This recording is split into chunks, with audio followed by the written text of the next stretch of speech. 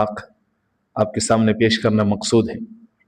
یہ قرآن مجید کی سورہ نمبر 33 ہے، اور یہ سورۃ الاحزاب ہے جو کہ 21ویں پارے کے آخر سے شروع ہوتی ہے اور 22ویں پارے میں جا کر کے مکمل ہوتی ہے۔ یہ تقریباً آدھے پارے کی سورہ ہے۔ اس کا جو ایک بلو پرنٹ ہے، یا جو ایز اے ڈسکلیمر جو گفتگو تھی، وہ کل میں اس کے بارے میں عرض کر چکا ہوں۔ آج ہم نے اس کے مضامین پہ ڈائریکٹ آنا ہے۔ سورۃ الاحزاب کا فیس یہ ہے کہ یہ سورہ مدنی سورہ ہے، اور آف کورس جو مدنی صورتیں ہیں ان کا ایک اپنا تھیم ہوتا ہے۔ جو مکی صورتیں ہیں وہ عقائد سے متعلق ہوتی ہیں، عقیدہ، فنڈامنٹل فیتھس کے حوالے سے ہوتی ہیں، اور جو مدنی صورتیں ہوتی ہیں ان کے اندر احکام ہوتے ہیں کہ کیا کرنا ہے کیا نہیں کرنا۔ تو یہ بھی مدنی سورہ ہے، اس کی 73 آیات ہیں، 9 رکوع ہیں۔ آئیے دیکھتے ہیں کہ اس سورہ میں احکام کیا ہیں۔ سورہ کا جو آغاز ہے اس میں اللہ رب العزت نے اپنے لاڈلے حبیب سید المرسلین حضور پاک علیہ الصلوۃ والسلام کو ایک حکم ارشاد فرمایا ہے جو کہ امت مسلمہ کے لیے ایک مشعل راہ ہے، اور وہ یہ ہے کہ اے نبی صلی اللہ علیہ وسلم، آپ جو ہے وہ 3 کام کریں گے۔ پہلا یہ کہ اللہ سے ڈرتے ہوئے آپ کافروں اور منافقین کی اطاعت نہیں کریں گے۔ مسلمان کے دل میں اطاعت صرف ایک کی ہو سکتی ہے، یا شیطان کی ہو سکتی ہے یا رحمان کی ہو سکتی ہے۔ یہ اہم حکم کیوں ہے، اس کی وجہ آگے چل کر کے اس سورہ کے مضامین آتے ہیں۔ دوسرے نمبر پر یہ فرمایا کہ جو آپ کا رب آپ کو کہتا نا، اب وہ کر گزری، اسی کی اتباع کیجیے۔ کسی اور سے ڈکٹیشن، کسی اور سے انسٹرکشن آپ کو لینے کی ضرورت نہیں ہے۔ مسلمان مومن کے لیے جو حتمی معیار ہوتا ہے لائف کا، وہ اللہ اور اس کے رسول کے احکام ہوتے ہیں، کسی اور کے نہیں ہوتے۔ تیسرے نمبر پر یہ وتوکل علی اللہ، کہ آپ اللہ پر بھروسہ رکھیں۔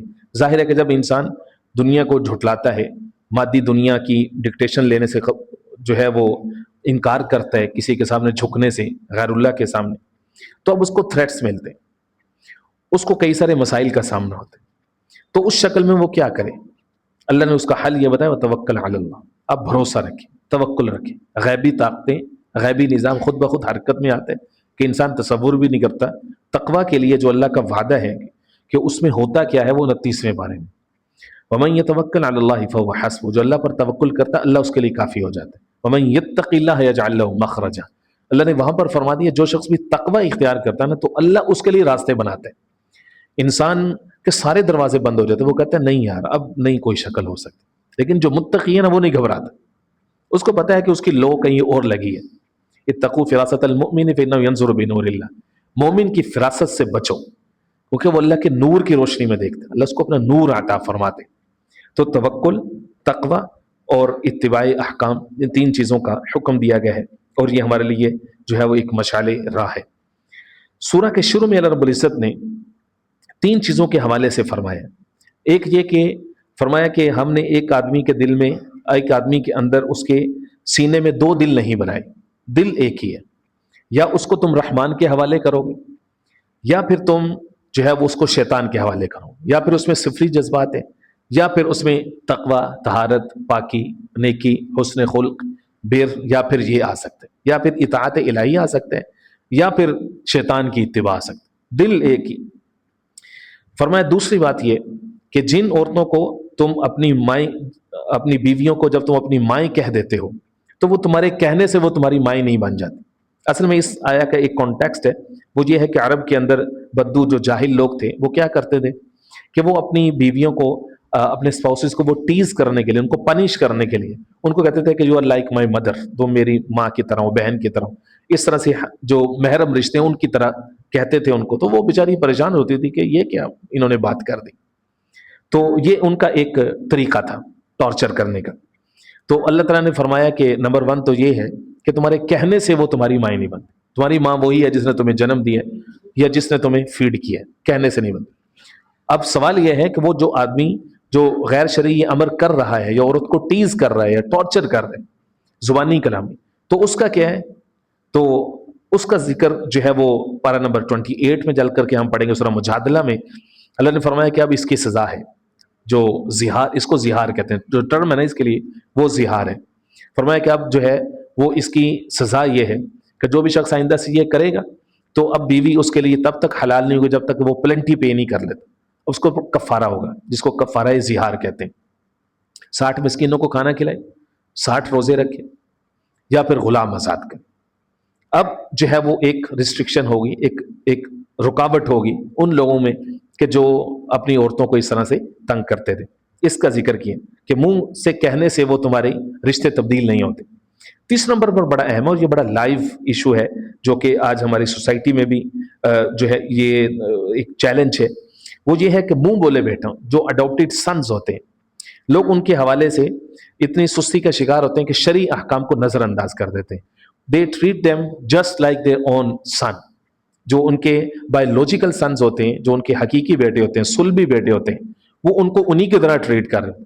نہیں بھائی، جو شریعہ کا حکم ہے نا، جو رول ہے، رول از رول. وہ یہ ہے کہ تمہارا بایولوجیکل جب سن نہیں ہے نا، جب تمہارا حقیقی بیٹا نہیں ہے تو اس کو تم 100% اس طرح سے ٹریٹ نہیں کر سکتے. ہاں، ایمپتھی میں، سمپتی میں، اخلاق میں، اس کی پرورش میں، اس کو اٹینشن میں، توجہ دینے میں، وغیرہ وغیرہ، جو بھی حسن خلق ہے اس کی تم وہ کرو گے، اس کو بیٹوں کی طرح اس کو محبت دو گے. لیکن جو شرعی احکام ہے اس طرح سے نافذ نہیں ہوگی. مثلا اگر وہ at the age of puberty 14-15 سال کی عمر کے بعد جو تمہاری حقیقی بیٹی ہیں، اب وہ اس کے لیے جو ہے وہ اب اس کی حقیقی بہنیں نہیں ہیں، اب اس کی اس سے شادی ہو سکتی، اب اسے پردہ واجب ہے. اس طرح سے تمہاری بیوی اب جو ہے وہ اس کے لیے وہ نہیں ہے جو کہ پہلے ماں کا ایک رشتہ تھا. اسی طرح سے سو اینڈ سو فورتھ، آگے کئی سارے رشتے. وراثت کا معاملہ ہے، وہ جو اڈاپٹیڈ سن ہے وہ باپ کی وراثت میں حصہ دار نہیں ہے، جس کا بھی بیٹا وہ اسی کی وراثت میں حصہ دار. اب وہ جو بیٹے ہیں پھر ان کے درمیان لڑائیاں بھی شروع ہو جاتی ہیں، کئی سارے مسائل آتے ہیں صرف ہماری جہالت کی وجہ سے، اور مسائل سے لا علمی کی وجہ سے، ناواقفیت کی وجہ سے. تو یہ تو ہے احکام جو اللہ تعالیٰ نے یہاں پہ دیا، اور یہ بڑا کلیئرلی ہے. آپ خود جا کر کے پڑھیے گا، آیہ نمبر 5 ہے، آیہ نمبر 4 اور 5 سورۃ الاحزاب کی. اللہ نے فرمایا وما جعل ادعیاءکم ابناءکم، اس نے تمہارے منہ بولے بیٹوں کو تمہارا حقیقی بیٹا نہیں بنایا. یہ سب تمہارے منہ کی باتیں، یعنی تمہاری زبانی کلامی ایک کمٹمنٹ ہے، تم اس کو نبھاؤ. واللہ یقول الحق، اللہ سیدھی بات کرتے ہیں اور سیدھے راستے پر چلاتے ہیں کہ وہ تمہارے حقیقی بیٹوں کی طرح نہیں ہو سکتے. لہٰذا یہاں پر اس کا کانٹیکسٹ کیا ہے؟ مطلب یہ تو ہے نا ایک حکم یا ایک لیگل ایشو آپ کے سامنے میں نے رکھا. اس کا ایک کانٹیکسٹ ہے جو کہ اس سورہ کے پورے تھیم کو ایک اس کا ہارٹ ہے، اس کا دل ہے، اس کو سمجھنے کی ضرورت ہے. وہ یہ ہے کہ ایک صحابی تھے، تو وہ اغوا کر کے، جس طرح جو ہیومن ٹریفکنگ ہوتی ہے، ایک دوسرے سٹی سے کسی ایک دوسری کنٹری سے وہ لائے گئے تھے. وہ گھومتے گھماتے پرچیز ہوتے ہوتے حضور پاک علیہ السلام تک پہنچے. تو قرآن مجید میں صرف اور صرف ایک صحابی کا نام ہے، 1.25 لاکھ کے قریب صحابہ ہیں اور بڑے بڑے ذی القدر صحابہ ہیں، لیکن کسی کا نام قرآن مجید میں نہیں ہے. صرف ایک صحابی کا نام ہے اور اس کا ذکر یہ سورۃ الاحزاب ہے، جس کا نام میں آپ کو ابھی بتاتا ہوں. تو وہ حضور پاک علیہ السلام کے پاس آئے. آقا کریم علیہ السلام کو گفٹ میں ملے تھے. حضور پاک علیہ السلام جیسی شخصیت جو رحمت للعالمین، ذرا سوچیں کہ انہوں نے کتنی محبت دی ہوگی ان کو. تو حضور پاک علیہ السلام نے ان کو محبت دی، شفقت دی، تربیت دی. بے شمار واقعات ہیں ان کے ساتھ محبت کے حضور پاک علیہ السلام کے. تو وہ لوگوں نے محبت کو دیکھتے ہوئے زید کو ان کے باپ کے نام سے ہٹا کے زید بن محمد کہنا شروع کر دی. زید بن محمد، زید بن محمد. حالانکہ زید بن محمد تو نہیں تھے، بائی لا تو وہ زید بن محمد نہیں تھے. تو اب کیا ہوا کہ ایک خاتون سے ان کا نکاح ہوا. زید وہ حضور پاک علیہ السلام کے رشتہ دار تھی. جب وہ رشتہ دار تھی، اب ہر جگہ کا نا ایک کلچر ہوتا ہے، ہر سوسائٹی کا ایک کلچر ہوتا ہے. اب وہاں کی سوسائٹی میں یہ کلاسزم تھا کہ جو مالک ہیں غلام ہیں، غلام کا درجہ بہرحال نیچے، کیونکہ اس نے پرچیز ہونا ہے، آج ادھر ہے کل کو دوسرے شہر میں ہوگا. زید رضی اللہ عنہ کی اصل حیثیت جو تھی وہ تو یہ تھی کہ وہ پرچیز ہو کے آئے تھے. تو وہ جو عورت تھی وہ انڈیپینڈنٹ تھی، آزاد تھی، حضور پاک علیہ السلام کی رشتہ دار بھی تھی. تو نبھا نہیں ہو سکا ان کے درمیان نا مینٹل الائنمنٹ نہیں ہو سکی. تو بسیار کوششوں کے باوجود یہ سورہ یہ کہتی ہے کہ حضور پاک صلی اللہ علیہ وسلم کو بڑا سمجھایا. بالآخر عورت نے ان سے علیحدگی اختیار کی اور ان کے درمیان علیحدگی ہوگی. جب علیحدگی ہوگی تو دونوں ظاہر اپنی جگہ پہ پریشان تھے، عورت الگ جگہ پہ پریشان تھی. تو حضرت زینب رضی اللہ تعالیٰ عنہ ان کا نام ہے.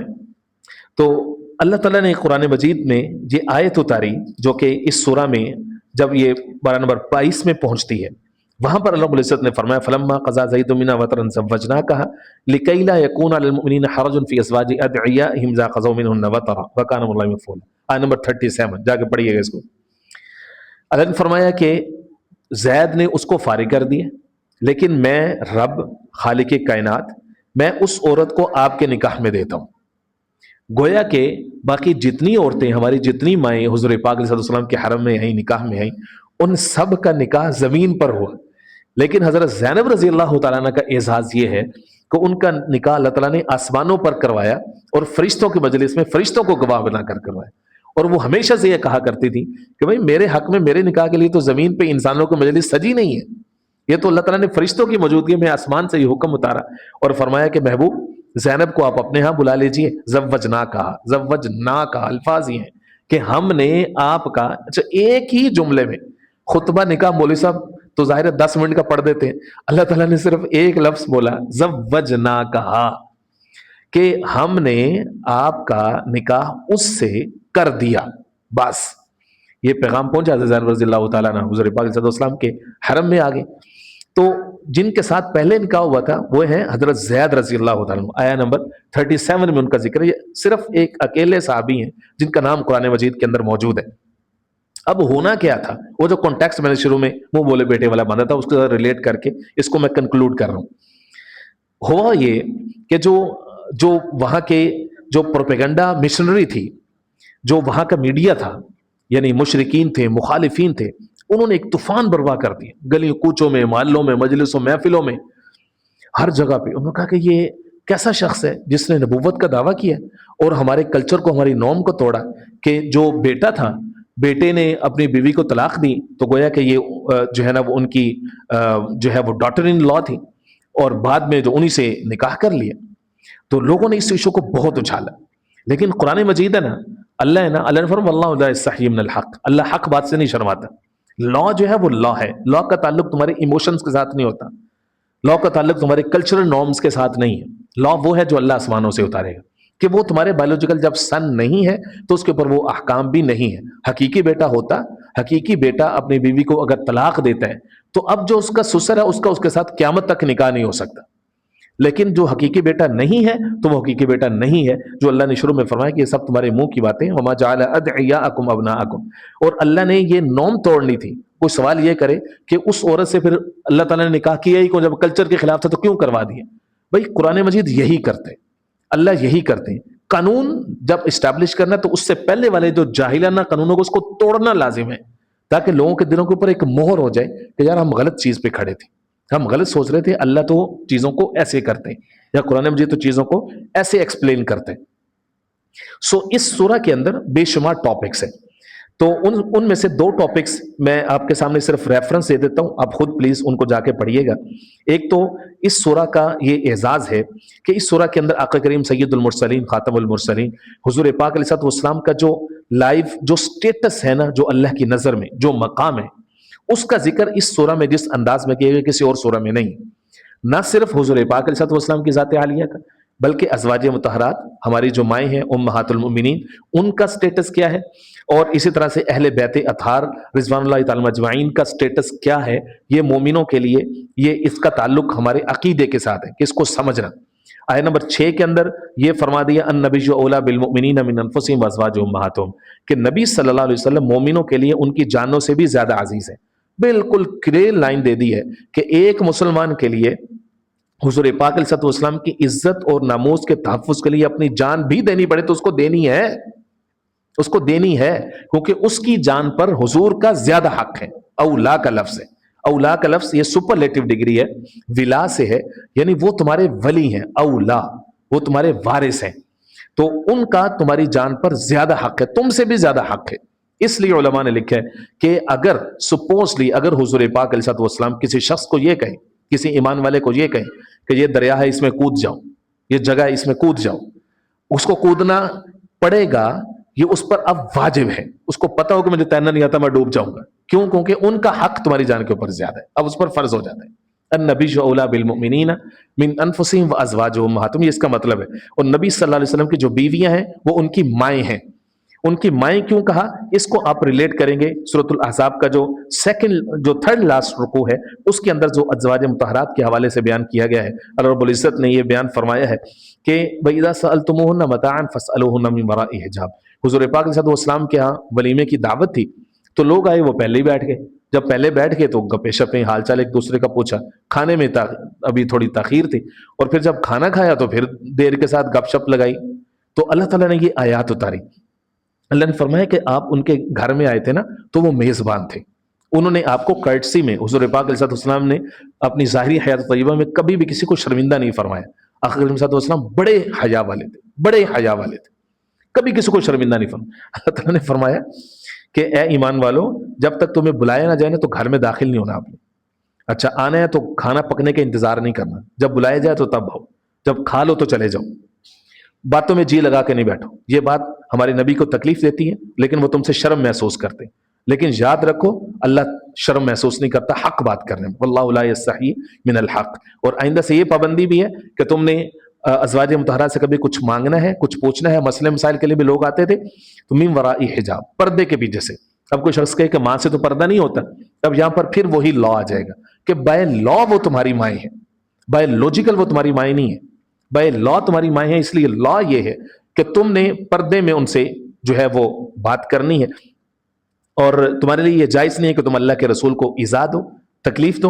وَلَا أَن تَنكِحُوا أَزْوَاجَهُ مِن بَعْدِهِ أَبَدًا، اور آج سے ایک اور پابندی بھی ہے تمہارے اوپر۔ عرب کا کلچر تھا کہ جیسے ہی کوئی شخص فوت ہوتا تھا تو لوگ جو ہے وہ خطبہ یعنی نکاح کا پیغام بھیجنا شروع کر دیتے تھے، لوگوں کی نظر ہوتی تھی۔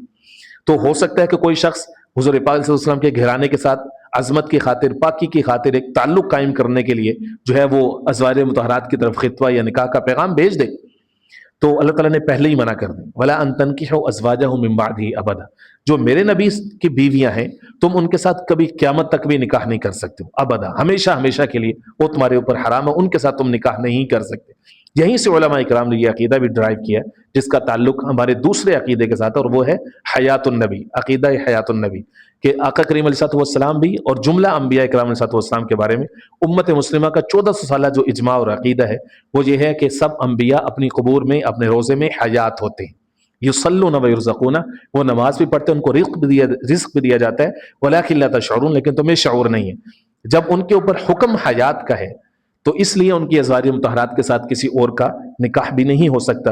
اور آخر میں درخواست یہ کروں گا کہ جو سیکنڈ لاسٹ رکوع ہے جس میں پردے کا حکم دیا گیا اس کو جا کر کے ضرور پڑھیے گا۔